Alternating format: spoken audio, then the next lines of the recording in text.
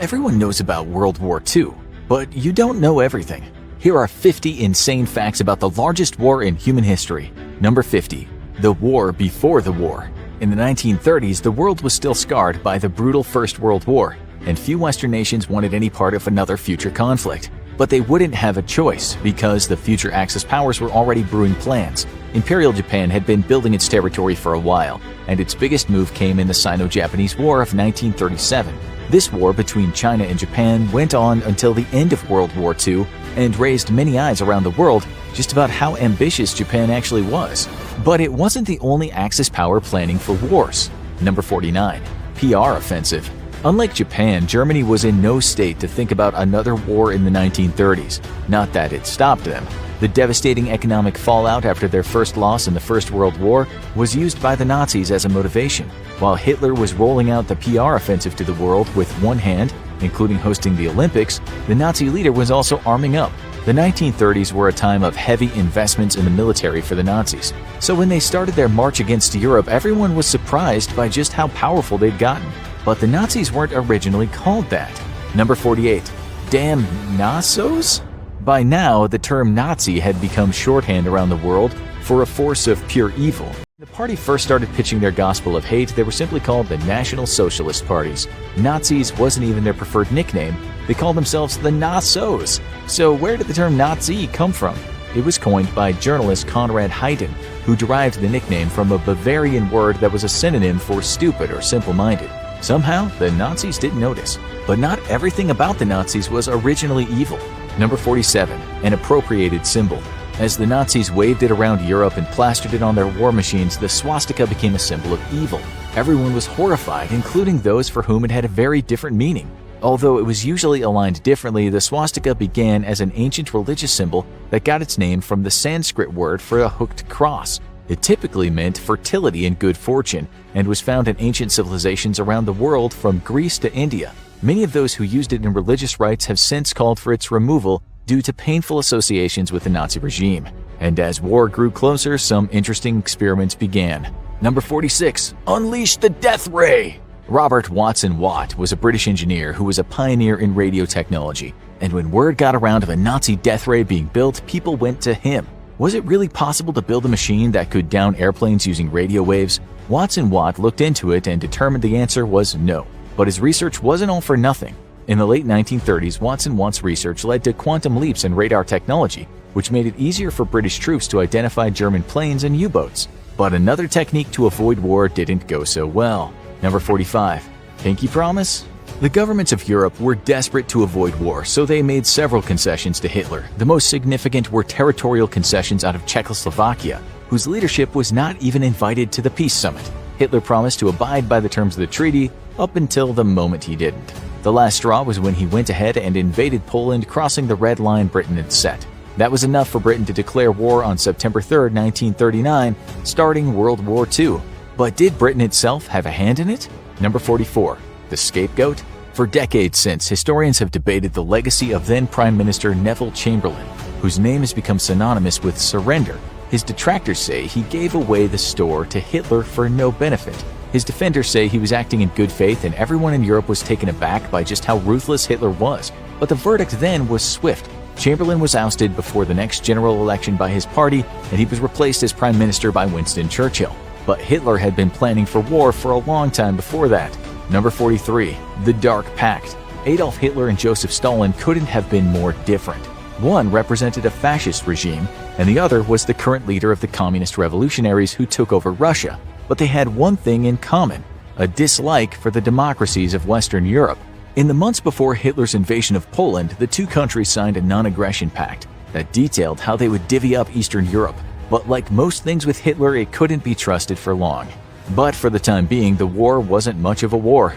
Number 42. Overwhelmed. Poland fought hard at the start of the war, but they were fighting two much larger, better-equipped nations that were determined to overrun them. In September and October of 1939 alone, as the invasion began, Poland saw its forces devastated. Not only were 70,000 soldiers killed and more than 500,000 taken captive, but the fight against the Russians on the other front was just as bad. The Poles lost 50,000 men on their eastern front, while the Russians lost less than 1,000. But surprisingly, not everyone was united in how to respond. Number 41. War or not? Britain declared war on Germany after the invasion of Poland, but the front was far away and the early moves of Britain were less than inspiring. The Royal Air Force mostly dropped propaganda leaflets over Germany in what would be known as the Phony War. Both in Britain and America, which was not involved in the war yet, there were many people who wanted no part of another war and advocated for isolationism. But it wasn't always wins for Germany and its allies right away. Number 40. Defeat in the North. Russia was looking to expand its territory, and it wasn't long before they launched an invasion into the neighboring country of Finland. This would have given Russia a beachhead in Scandinavia and a massive strategic advantage. But the Finns had another idea. Their well-trained army knew the snowy region and had some of the best snipers in the world. It wasn't long before the Soviets were on the run. This invasion also led to their expulsion from the League of Nations. However, Soviets' persistence would eventually lead Finland to signing a peace settlement. But the biggest front yet in World War II was about to launch. Number 39. Mon Dieu! Hitler's march across Europe concerned his neighbors, but many of them thought that he would eventually be satisfied. Then in 1940 came a line that no one could ignore: the invasion of France as Hitler crossed the Maginot Line. German forces advanced into France through Luxembourg and Belgium, overwhelming the French troops and leading to mass evacuations. It was the biggest German advance of the war yet, as the Nazi troops used armored vehicles and planes to gain territory in a hurry. It led to one of the biggest refugee crises in history. With the German troops advancing fast and many British soldiers stationed in the north of France, Allied command decided they had to evacuate, and fast. There weren't enough boats and the army capabilities were limited, especially with the German troops having trapped troops on the mainland. The evacuation effort would eventually be known as the Miracle of Dunkirk, because over 8 days, over 300,000 troops would be evacuated on a fleet of over 800 vessels, many of them civilian ships. But the crisis was only beginning. Number 37. The Flood. France, Belgium, and the Netherlands were all invaded in 1940 and all fell quickly, which led to a massive influx of refugees fleeing Nazi tyranny. Over 8 million civilians fled their home countries, seeking new homes in Allied or neutral nations, but many wound up in displaced person camps and struggled to survive. While conditions weren't easy and overcrowding was a problem in many places, especially with the countries on war footing, some refugees were eager to enlist and turn the tables on the Nazis. And as the Nazis marched across Europe, things on the home front weren't any better. Number 36. Holy War. Hitler was a narcissist, and the Nazi dictator wanted to be praised everywhere. Something that raised his ire was the fact that the Roman Catholic schools in Germany didn't have his picture on the wall. Who was this Jesus guy that they kept everywhere instead? Hitler's persecution of Catholics intensified in Germany, and eventually he turned his eye to the man in charge, Pope Pius XII, who in the latter days of the war had issued condemnations of Hitler.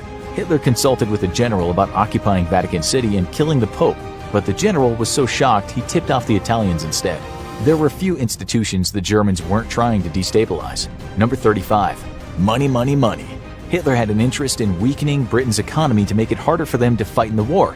In 1939, he came up with a scheme to cause hyperinflation in his hated enemy with an unlikely weapon: counterfeit cash. He enlisted prisoners at a German concentration camp and put them to work creating countless fake bills of the British pound. A whopping $132 million worth in that day's money, over $6 billion today. When introduced into the British economy, it caused brief fluctuations, but not the total chaos he hoped for. But not all of Hitler's schemes seemed to work out for him. Number 34. Shocking. Simply shocking. Hitler was obsessed with the purity of German culture and cracked down on any expression he deemed degenerate. Books were burned en masse, and creators of art thought unpatriotic were arrested. Connoisseurs of the arts were displeased, so Hitler decided to shock everyone by holding an exhibition of banned art called Degenerate Art. A massive collection of over 650 books, paintings, and sculptures were put on display, and the public came en masse to stare, far more than the number of people who visited approved Nazi art galleries. It wasn't the only time Hitler embarrassed himself. Number 33. The Perfect Baby?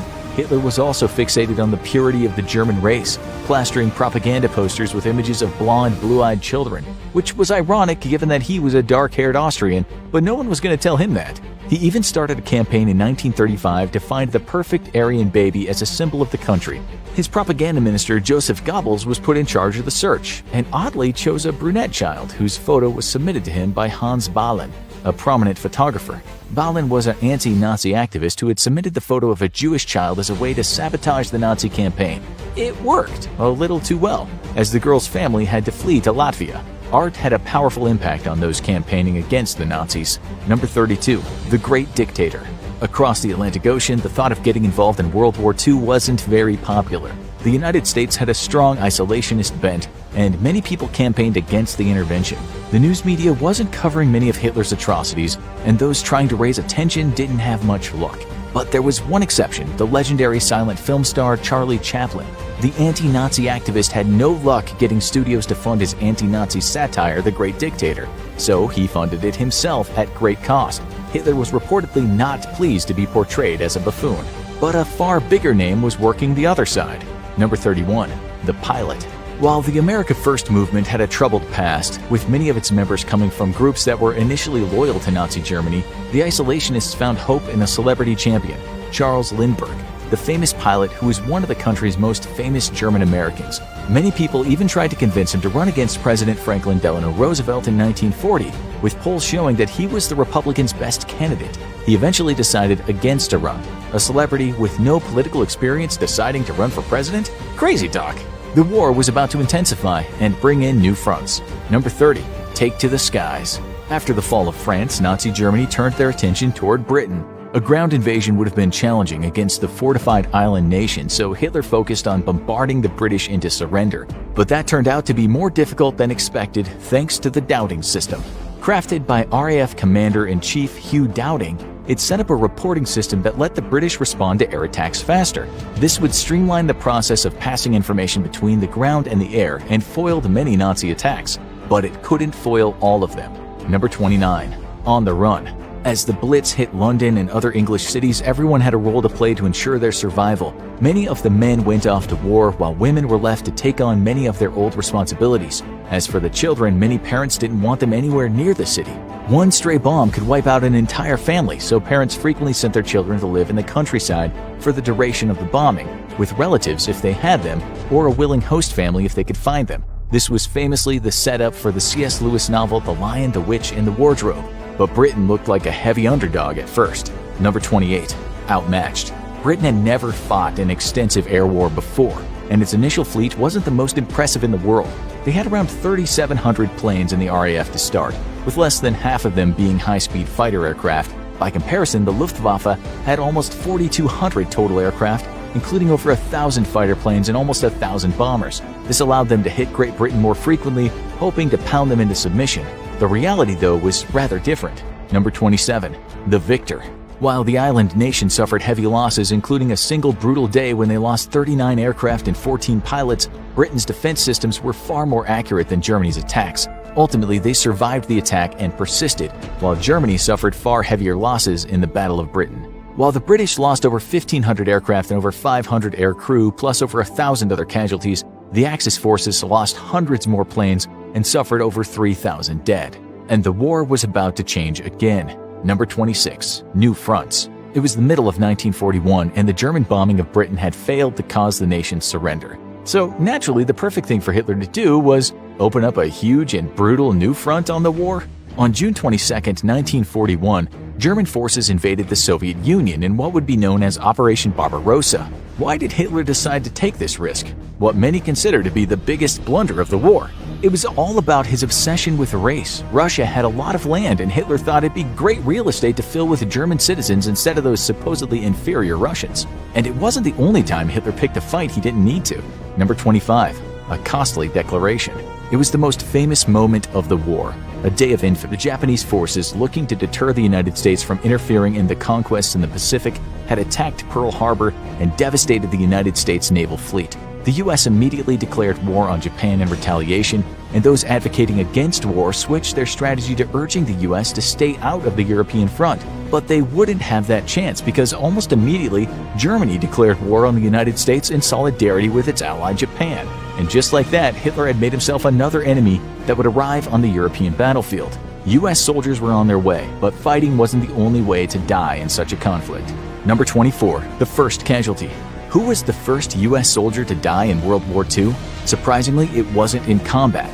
His name was Robert M. Losey, an Iowa native who worked as an aeronautical meteorologist. He was serving as a military attaché in 1940 during the German invasion of Norway. While working to evacuate American diplomats from the country, he was caught up in a bombing raid, becoming the first American soldier to die on the European front over a year and a half before the bombing of Pearl Harbor. One unit of soldiers wore uniforms that would cause a double take. Number 23. Wrong uniform. The 45th Infantry Division was as American as they came, containing soldiers from Oklahoma, New Mexico, Colorado, and Arizona. Those areas all had a large Native American population, which influenced the unit's choice of uniform. They all wore a pin that contained a proud eagle, atop a swastika. The Nazi symbol was a commonly used symbol of good luck among Native American groups, and no one raised an eyebrow until the 1930s. But there wouldn't be any unfortunate cases of mistaken identity when the unit was deployed. By 1939, they'd replaced the symbol with the Native American Thunderbird. It wasn't the only pre-war symbol that changed. Number 22. Hitler loves America? Being the dictator of an empire comes with some advantages, especially when you determine what's essential war spending. Hitler had secret fortresses and compounds built for himself, but he also traveled in style, on his own private train. It was basically a mobile compound with a conference room, a bedroom, and a dining room, and its initial name, America. Needless to say, that became awkward by the time the American forces were the ones targeting the train, and the name was eventually changed to Brandenburg in 1943. Some changes might seem less essential. Number 21. No hamburgers here. America's a melting pot with multiple generations of immigrants influencing its culture and its language. And as the country went to war with Germany, people were surprised to realize just how many common words had German roots. Probably the most common example, the good old-fashioned hamburger, which got a name change to Liberty Steak in many locations. Of course, it was the same dish, which made it a little pointless. Freedom fries to go with your Liberty Steak. Food and drink could be oddly important to the war effort. Number 20. Gotta have my Coke. During the war, U.S. manufacturing operations focused on essentials. They made sure the troops had ammo, armor, supplies, and soda? The Coca-Cola Company's signature drink was beloved by troops, and the company showed its support for the boys in uniform by setting up manufacturing plants in North Africa. This allowed them to ship millions of bottles of Coke across the Mediterranean to the soldiers, and helped to improve the company's image and cemented the brand as a household name for years to come. But the tide of the battle was turning, and it was getting bloody. Number 19. The worst battle. Hitler had made a critical misjudgment when he invaded Russia. Napoleon could have told him that you never invade Russia, but neither side was prepared for just how brutal that front would be. The German forces were superior and were able to inflict massive casualties on the Russians, with the country suffering a shocking 21 million casualties by the end of the war. But they were fighting on their own turf, had superior numbers, and inflicted massive pain on the Germans, with 80% of German casualties in the war coming from the Eastern Front. And as the war turned against him, Hitler became increasingly paranoid. Number 18. Death in the ranks. Hitler was surrounded by powerful people who advised him on the war effort, but he didn't like the advice he was hearing. It was very common for him to turn on people who questioned him and cast them out of the party, with even elite Nazi officials like Werner von Braun finding themselves on outs in the last days of the war. Most famously, he executed a shocking 84 of his generals over the course of the war, although most of them were actually plotting against him. And can you blame them? Most famously, Hitler was nearly killed by his own men. Number 17. Operation Valkyrie. In the last year of the war, Hitler was becoming increasingly erratic, and many of his military inner circle believed that he was actively sabotaging the war effort. For one thing, he kept on killing his own scientists. Led by Klaus von Stauffenberg, a group of Nazi insiders planned to kill Hitler with a bomb plot at his secret compound. But a sudden change in seating arrangements led to the bomb only injuring Hitler, and most of the collaborators being executed. Even his renowned general Erwin Rommel was caught up in it, bringing a sudden end to his military career. Some of Hitler's plans were just genuinely bizarre. Number 16. Bugging England. In the early days of the war, the Nazis were considering unconventional attacks on their enemy, and one tactic was smaller than usual, with more legs. The Nazis looked at weaponizing the Colorado potato beetle, a notorious pest of potato crops. They would drop a mass number of the bugs on British farmland, devastating their food supplies and starving the island nation into surrender. But the plan was ultimately dropped for one reason. It wasn't feasible to collect the 40 million bugs needed for the mission. But there were some lines even Hitler wouldn't cross. Number 15.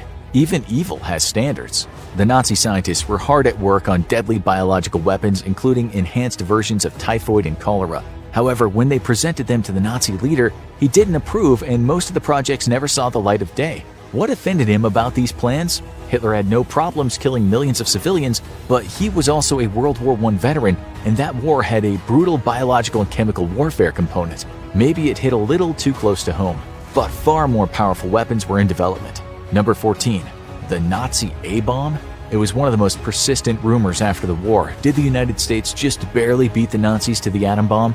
The answer is, not really. The Nazis weren't close to finishing a nuclear weapon, but that didn't mean that they didn't make progress on weapons of mass destruction. The Nazis had uranium, and the Japanese could get closer to the US mainland, so the plan was to hit the West Coast with a conventional bomb packed with uranium. But the plan never came to fruition, and the German uranium may have eventually wound up in US hands. But across the ocean on the US mainland, development was heating up. Number 13. The Canadian bomb?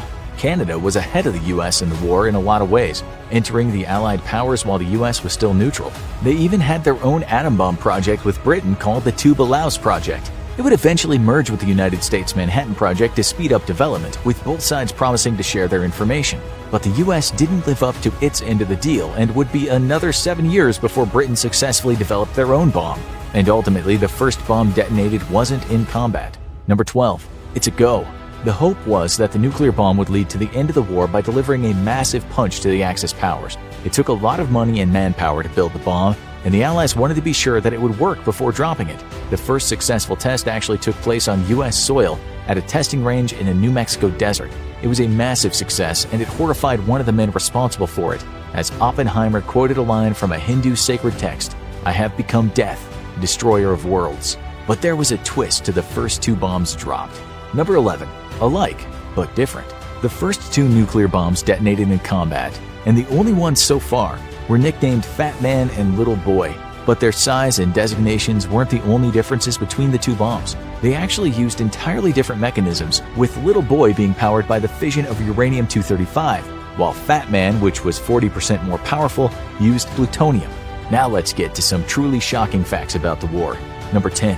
The good Hitler? William Patrick Stewart Houston was by all accounts a normal British lad growing up in Liverpool. He would eventually immigrate to the United States and serve in the US Navy, but he had a little secret. His father's name was Alois Hitler Jr., Hitler's half-brother. Not only would he fight for the United States against his mad uncle's empire, but he would be awarded the Purple Heart after being wounded in combat. Just another noble German-American doing his part against the Axis powers. The Nazis used all sorts of unusual tactics to fund the war effort. Number 9. Who is Max Heiliger? The main purpose behind the Nazi persecution of the Jewish people was Hitler's obsession with race science, but the Nazis weren't above benefiting from it. They looted money, gold, and jewelry from the Jews they arrested and deported. But because many countries were freezing the Nazis out of their banking systems, the SS created a bank account under the name of Max Heiliger, which would allow them to transfer assets undetected. But in some ways, the threat of the Nazi death machine outlasted the Nazis. Number 8. Unholy ground. The Bergen-Belsen concentration camp was a brutal and deadly place where countless people died. It wasn't an extermination camp like some, but the rampant spread of disease and lack of medical care led to many casualties, including Anne Frank. When the camp was liberated in 1945, the plague typhus was so widespread that the Allies decided to burn the place to the ground to contain the spread. But amid the horror, there were heroes. Number 7. The Saviors. Most countries that were invaded by the Nazis quickly saw their Jewish community rounded up and deported or killed, but not Denmark. Denmark had quickly surrendered to the Nazis and allowed themselves to be occupied, and the lack of resistance meant the Nazis gave them more autonomy. That gave them several years before the Nazis began cracking down, and the Danes were able to smuggle the vast majority of their Jewish population to neutral Sweden. But sometimes, all it takes is one good man. Number 6. The heroism of Sergeant Edmunds. The Nazis were notorious for violating the laws governing prisoners of war, especially when it came to Jewish soldiers. When they captured American troops, they would demand the Jews among them be singled out so they could be taken to concentration camps or killed. But they hadn't met Master Sergeant Roderick Edmunds. When the army man was ordered to identify the Jews amongst the captured POWs, he boldly said that they were all Jews. While this put the entire unit at risk, the Nazis were scared off by the threat of being persecuted for war crimes. Edmunds may have saved as many as 300 people and was eventually honored as one of Israel's righteous among the nations. Some facts of the war are hard to believe. Number 5. The Old College Try. If any Bostonians were fighting the Nazis and saw them on the march, they might get an odd sense of déjà vu. Why does the Nazi Sieg Heil March song sound almost exactly like the Harvard Fight song? That's because the composer actually attended Harvard University, and amid the Nazis' many crimes, a little plagiarism probably wasn't high on anyone's list. And for some, the war went on and on. Number 4. The peace that wasn't. If the war hadn't ended when it did due to the collapse of Nazi Germany and the strikes on Japan, it's likely there would have been a new front as the Soviet Union invaded Japan. While this war never reached its scale that it could have, the two countries were still at war and still technically are. A formal peace treaty was never signed between the two of them, and negotiations fell apart in 2000 over some islands that Russia had seized. But even amid the carnage, there was some hope. Number 3. In the blood.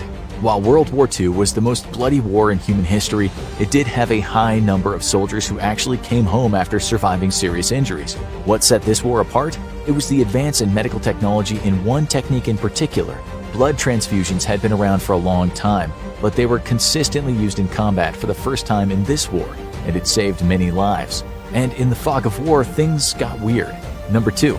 The parachuting Nazi. The year was 1941, and Germany was still confident about victory. So confident, in fact, that they sent one of their top men to the UK to negotiate Britain's surrender. Rudolf Hess, Hitler's deputy, parachuted into Scotland intending to return a hero, and instead was promptly arrested. He was kept as a prisoner of war for the rest of the war until he was sent to Nuremberg to answer for his crimes, where he received a life sentence. But the heroes of World War II included some surprising names. Number 1. The Big Guns. Is this a list of soldiers or a marquee? World War II had a massive draft, and many of Hollywood's most famous names wound up strapping on their army greens. Among the people who would later become famous or took a break from the movies included Walter Matthau, Peter Fonda, David Niven, and Christopher Lee. One name surprisingly absent: All-American cowboy John Wayne, who was excused due to a football injury.